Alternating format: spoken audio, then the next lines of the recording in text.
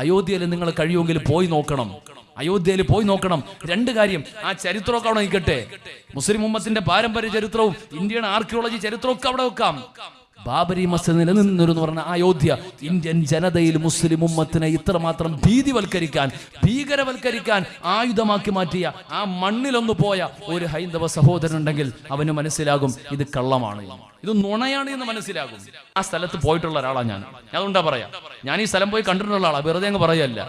കിലോമീറ്ററുകളോളം വിശാലമായി നീണ്ടു നിവർന്ന് കിടക്കുന്ന സരയുവിന്റെ തീരം, 600 മീറ്ററോളം വീതിയുള്ള സരയുവിന്റെ തീരം, ഹിമാലയ സാനുക്കളിൽ നിന്ന് ഒഴുകി വരുന്ന സരയുവിന്റെ മന്ദമാരുതനേറ്റ് കളിത്തൊട്ടിലായ ആ സുന്ദരമായ ആ മന്ദമാരുതനേറ്റിട്ടിരുന്ന് ഇബാദത്ത് ചെയ്യാൻ ഒരു സ്ഥലമില്ല എന്ന രൂപമായിരുന്നു മഹാനായ സഹീറുദ്ദീൻ ബാബറിന്റെ മുമ്പിലെങ്കിൽ, അതായിരുന്നു അന്നത്തെ പ്രശ്നമെങ്കിൽ, സഹീറുദ്ദീൻ ബാബർ അന്ന് സ്ഥലമില്ലാത്തതിന്റെ പേരിൽ ഈ പറയപ്പെട്ട സ്ഥലത്ത് ശ്രീരാമൻ എന്ന ആ സഹോദര സമുദായത്തിന്റെ നേതാവ് ജനിച്ച സ്ഥലം, അവിടെ ഉണ്ടായിരുന്ന ആരാധനാലയം തകർത്തിട്ട് അവിടെ പള്ളി പണിയേണ്ടി വന്നു എന്ന് പറയുകയാണെങ്കിൽ സ്ഥലപരിമിതി മാത്രമേ അതിന് കാരണമാകൂ, അല്ലേ? സ്ഥലപരിമിതി. ഇപ്പോൾ തിരുവനന്തപുരം പട്ടണത്തിലെ സ്റ്റാച്യുവിലെ സെക്രട്ടേറിയറ്റിന്റെ പരിസരത്ത് ഒരു ബിൽഡിംഗ് ഉണ്ടാക്കണം, സ്ഥലം മേടിക്കണം, ഒരു 10 സെന്റ് സ്ഥലം വേണം. ഇല്ല, ഒരു രക്ഷയില്ല, ഒക്കെ കെട്ടിടം കൊണ്ട് നിറഞ്ഞേക്കുക. എങ്കിൽ പിന്നെ ഏതെങ്കിലും ഒരു കെട്ടിടം മേടിച്ച് പൊളിച്ചു മാറ്റി തന്റെ ഇഷ്ടം അനുസരിച്ച് ഒരെണ്ണം പണിയണം, അത്രയല്ലേ പറ്റൂ. കാരണം കെട്ടിടങ്ങൾ കൊണ്ട് നിബിഡമാണ്. ഇങ്ങനെ ഒരു നിലപാടിലേക്ക് എത്തിയാൽ ഇന്ന് നിങ്ങൾ പോയി നോക്കിൻ കണ്ണെത്തൂല. ഹെക്ടർ കണക്കിന് ഭൂമി ഈ നൂറ്റാണ്ട് 4.5 കഴിഞ്ഞിട്ട് ഇന്നും ഈ പറയുന്ന സരയുവിന്റെ തീരത്ത് ഹെക്ടർ കണക്കിന് ഭൂമി ഇന്നും കാലിയ. ലോകം ഇത്രയും പുരോഗമിച്ചു, ജനസാന്ദ്രതയല്ല, അവിടെ കെട്ടിടങ്ങളുടെ സാന്ദ്രതയില്ല. സരയുവിന്റെ തീരത്ത് രാമജന്മഭൂമി എന്ന 4 സെന്റ് ഭൂമി ഷാർപ്പ് സ്ഥലം പിടിച്ചെടുത്തിട്ട് അതിനെ തകർത്തുകൊണ്ട് അവിടെ പള്ളി പണിയാനും മാത്രം ബാബറിന് നിർബന്ധമുണ്ടാകാൻ വഴിയില്ല.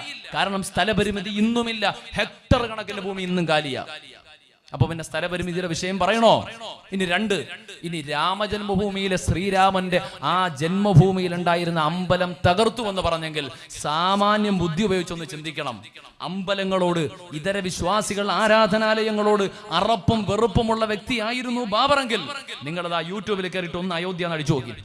1000 വർഷത്തിലധികം പഴക്കമുള്ള ഗോപുരങ്ങൾ, അമ്പലങ്ങൾ ഇന്നും തലയുയർത്തി നിൽക്കുന്നു ഈ സരയുവിന്റെ തീരത്ത് അയോധ്യയിൽ ഇന്ന് നിൽക്കുക. 100 അമ്പലം നിൽക്കുക, അതിൽ ഒരെണ്ണം മാത്രം തളർത്തു, ബാക്കിയൊക്കെ വിട്ടു. അല്പബോധം വേണ്ട ഈ പറയണേ, അല്ലേ? സാമാന്യം ഒന്ന് ആലോചിക്കണ്ടേ? ഇവിടെ അമ്പലത്തിനോട് വെറുപ്പാണെങ്കിൽ എല്ലാം പൊളിക്കണ്ടേ?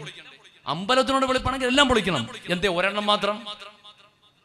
പറയപ്പെടുന്ന എന്താണ്? അദ്ദേഹം അമ്പല വിരോധിയായിരുന്നു, ഇതര വിശ്വാസികളോടുള്ള അക്രമം കാണിച്ച ആളായിരുന്നു എന്ന് പറയുമ്പോൾ എല്ലാം പൊളിക്കണമല്ലോ. പക്ഷെ അതുണ്ടായില്ല. പിന്നെന്താ? അത് ചരിത്രം. ഇന്നും ആ പ്രതീകങ്ങൾ അതുപോലെ നിൽക്കുകയാണ്. ആ